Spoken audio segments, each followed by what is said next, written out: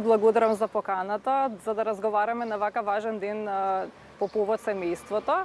Во однос на емоционалната поврзаност би рекла дека е навистина особено важна, бидејќи таа е едниот елемент во однос на поврзаноста помеѓу членовите, односно колку ќе има близина помеѓу членовите. Една од димензиите е емоционалната топлина, односно емоционалната поврзаност, а другата димензија секако е количеството на содржина што си ја разменуваат меѓусебно семејните членови. Така да емоционалната топлина, поврзаноста влие врз тоа колку многу ќе бидат семејните членови блиски, а со тоа и ќе си ги знаат меѓусебните потреби, ќе бидат запознаени со сопствените цели, со амбициите, а преку тоа ќе почувствуваат семејните членови прилично добро ниво на семеен идентитет, ќе ги негуваат семејните вредности. Многу разновидни може да бидат проблемите, односно предизвиците со кои што се соочуваат семејствата. Тргнувајќи од тоа дека може да има брачна неслога, односно потешкоти во комуникацијата помеѓу брачните партнери.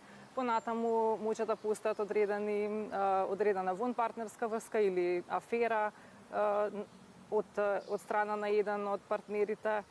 Може да постои потешкотија со сепарација од примарните семејства, односно народски кажано кога некој ќе каже па сопругата постојано разговара со мајки по телефон, или пак сопругата може да каже имам чувство дека мојот сопруг е оженет за неговата мајка, а не за мене. Тоа би значило дека можеби еден од предизвиците е поставување подобри граници или сепарација кон семејството по потекло. Меѓутоа, исто така може да има потешкотија во однос на нивните деца, односно и во адолесценција, доколку нивните деца се адолесценти, може би е време да родителите ги осамостојуваат се повеќе, односно работат на нивната независност, преку што ќе се обидат да изградат една поинаква релација помеѓу нив и нивните деца. Понатаму има предизвици со семејства каде што постои насилство или пак зависности од психоактивни супстанции, зависност од коцкање или пак алкохолизам. Евентуално ќе спомнам и во однос на децата. Значи, децата може да пројават и некој училишен неуспех или пак одреден страф од нешто, загриженост, спортски неуспех и така натаму. Така да навистина широки се потешкотиите или причините зошто некои семејства имаат предизвици. Па да, имате право, значи во поново време постои и освен нуклеарно семејство за кое што зборуваме, постои постразводно семејство, еднородителско семејство или пак и вонбрачна заедница. Меѓутоа и сите тие облици секако формираат семејство, односно оставаат впечаток дека е тоа семејство и тоа е навистина така. И тоа би сакала да напоменам исто така високофункционални форми, доколку добро се адаптираат. Ето, они претходно што ме прашавте околу тоа кои се проблемите на семејствата, може би една од потешкотиите со кои што некое семејство ќе најде како да се адаптира одредено постразводно семејство, како ќе се адаптира околу улогите или пак одговорностите кои што се јавуваат во текот во однос на улогите, како треба да се распоредат понатаму во однос на понатамошниот живот. Меѓутоа, во секој случај може да се адаптира добро и овие форми, имаат особено квалитетен и функционален начин на живот. Ова е исто важно прашање, да се напомене дека некој член кога ќе пројави ваков симптом на анксиозност или депресија, да се разгледа пошироко, бидејќи не е само таа личност проблемот, односно дека проблемот е на целото семејство, односно дека можеби причината зашто некој дошол во таа состојба е релацијска или потекнува помеѓу членовите или од хиерархиски гледано од некој друг член од семејството.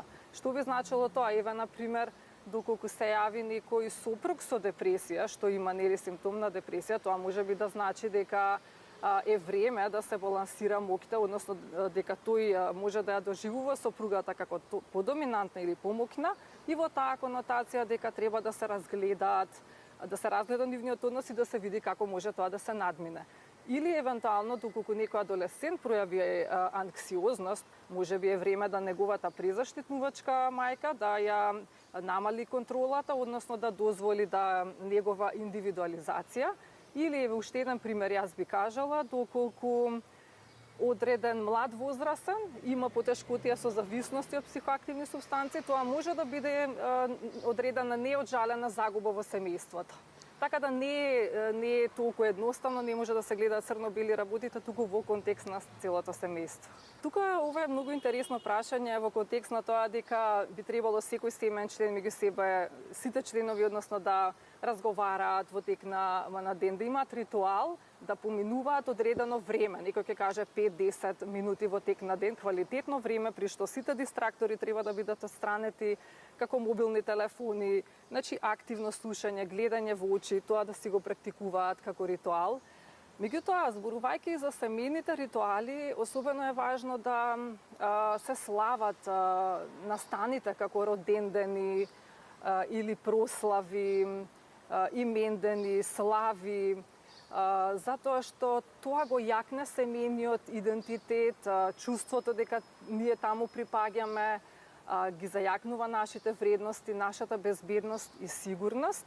Но еве ако и метафорички кажеме во однос на нашиот, ако метафорички зборуваме за семејството како некоја глобална форма, може да кажеме дека наше семејство може да биде и работниот колектив или пак некој спортски тим. Така да, ако зборуваме и тука какви ритуали може да се обават, например, тимбилдингзите за спортските екипи, например, е одличен ритуал, така речено, за зацврстување на кохезијата, исто така и во работниот колектив, да постојат одредени начини како ќе поминеат заедно членовите и на овие семејства, како што ги кажуваме, меѓутоа и оние метафоричките другите семејства.